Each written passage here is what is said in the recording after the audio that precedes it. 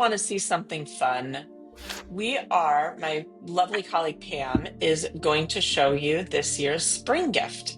Here we go. We have beeswax in solid and in beautiful designs and patterns, and even a really nice uber-sized gorgeous shade of green for spring.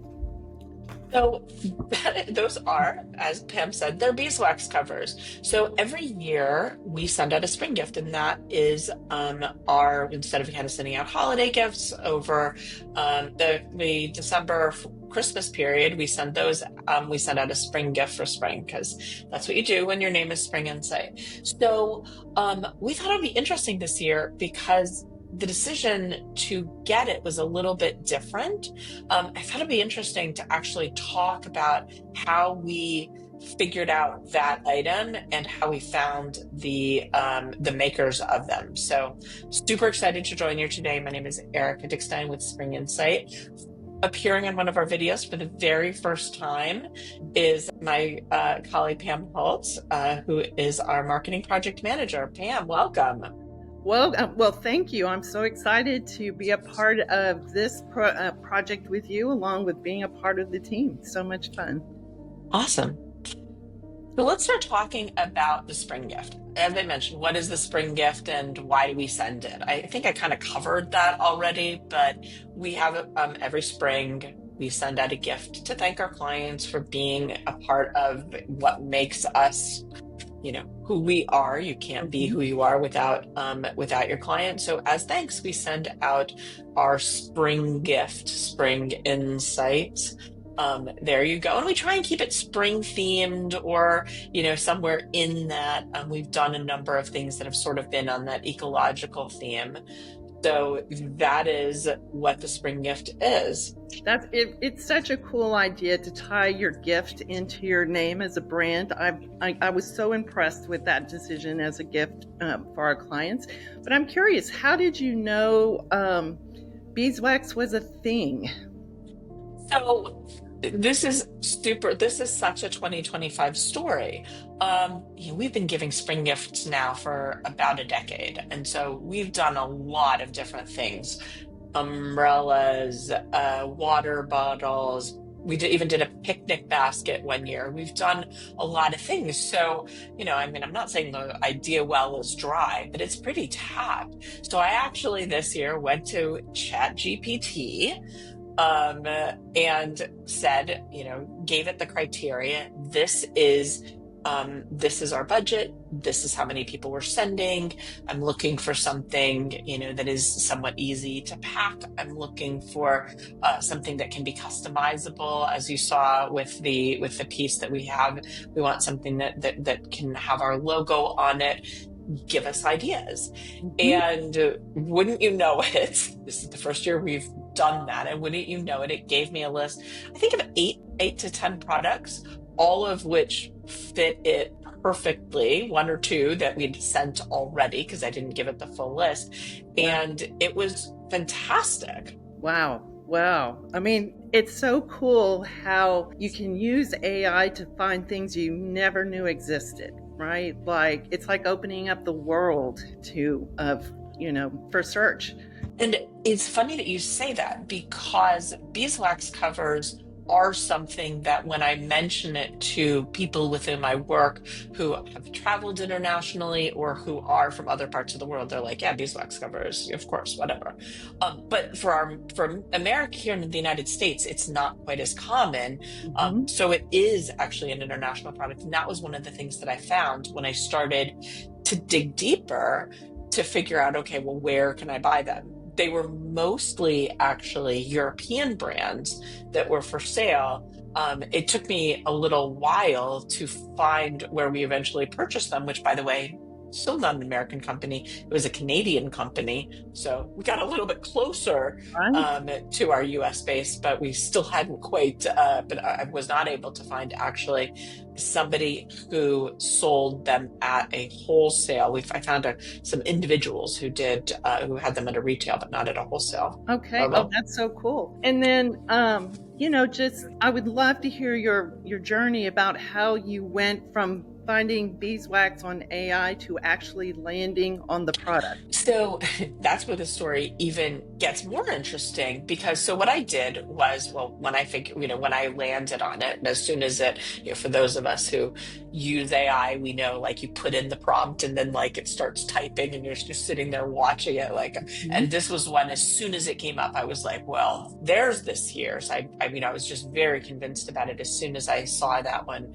As soon as I saw that one come up, I think in fifth place. And so I asked it, well, what are some places where I can get this customized beeswax? And it threw out a couple of places for me. As I said previously, this is very popular in Europe. And so they were European companies. So I immediately started researching the companies that it gave me. They were European, so it wasn't going to work for us. Went back to sort of our good old fashioned way of searching, and I did a search on it. Now, here's what got interesting. What I found for search, I actually still wasn't able to find a website that gave me the information that I wanted, but I was able to find an Instagram reel that came up in search, which I thought was really fascinating. And it was the company who had created a reel showing them creating this product for another small business with a small run. And I was like, wait a minute, after Wow. watching that video, I was like, oh, okay, wait, hold on. Here's a company that has done this, has created this reel. And I went to the site and was able to find, sure enough, the information that I needed there to create, to sort of figure this out. Wow, I love so many things about that story, Erica.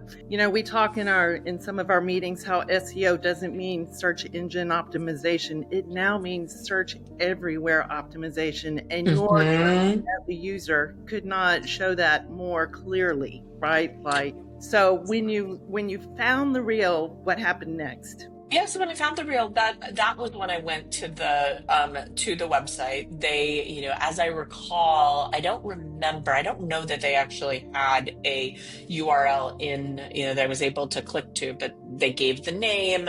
So that's when I found the website. It is Goldilocks, I believe. We will certainly put in since I don't have it with me right here, but we'll put it in our notes who the company is, who produced it. Huh? But that was when I found my way over to their website and was able to work with them. They were incredibly helpful. The whole process was very easy to work with them. They were great about finding. They customized one size for us. You showed us, and then they found in their stock they had complementary colors that they supplemented with. It was easy peasy, very quickly done. They did a great job throughout the process.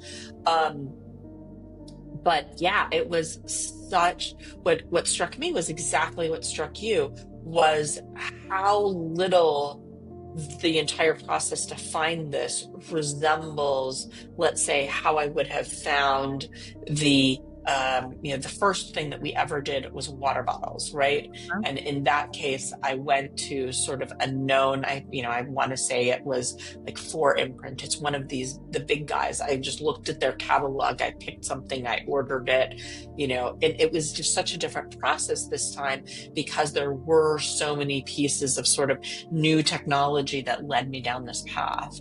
Absolutely. And that just shows the power of how you don't have to be a big brand to be found. You just have to be a brand that's searchable, right? And consistently somewhere. So when Google is looking, AI particularly is trying to match user intent with a result. Yeah, and not that it's a direct kind of Google traditional search where it's with keywords and backlinks. It's really about user intent now with AI. And that's the thing that makes marketing so much more exciting, right? You can be a That little guy in a big sea and still be found. I love that point. I love that point. And I think to put it like it, exactly. So particularly, so you're thinking about, let's be blunt, this is a niche product. Mm-hmm. Um, it is a it is a product. What is it? It is a product that is beeswax covers, like custom printed beeswax covers, right? So you don't, for something like that, my goodness, you really aren't fighting very hard against sort of big guys for that. And what I love about this little company, the Goldilocks, is they had they had created different kinds of media, so they weren't just depending on their website. They had this Instagram reel that was, that showed me the process and showed me, well, wait, wow, this is exactly what I'm looking for. But I think it's such an important point that you make. Sometimes small businesses really sort of throw up their hands of like, well, how are we supposed to compete with the Amazons, with all of these big guys? And what's great about 2025, there's some things that are terrifying, but what is great is we have all these tools that just with an iPhone camera, you can create in a little bit of time, right?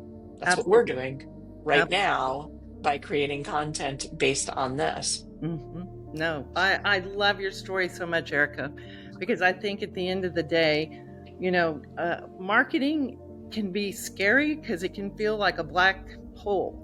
But if you niche and you talk to the people that would be interested in what service you offer or what product you offer, you can be found. It is just honing in on who are you talking to. Awesome.